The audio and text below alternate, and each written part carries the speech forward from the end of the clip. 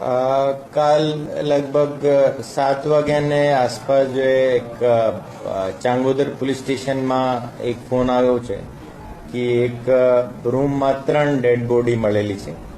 પછી પોલીસ તાત્કાલિક ત્યાં પહોંચી और ત્યાં જોયો હતો કે જે એક પુરુષ, એક મહિલા અને એક બાળકીની ત્યાં લાશ પડી હતી. એને જે છે ત્રણોને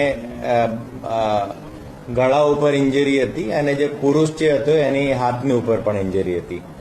તો એના પુરુષને પાસેથી એક સુસાઇડ નોટ મળેલો છે. એ સુસાઇડ નોટમાં એક સંજય ઠાકુર નામના માણસનો એને ઉલ્લેખ.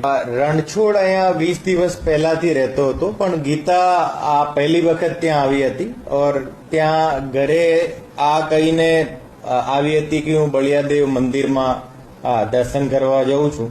એને આ રીતે એનાથી મળવા આવી હતી.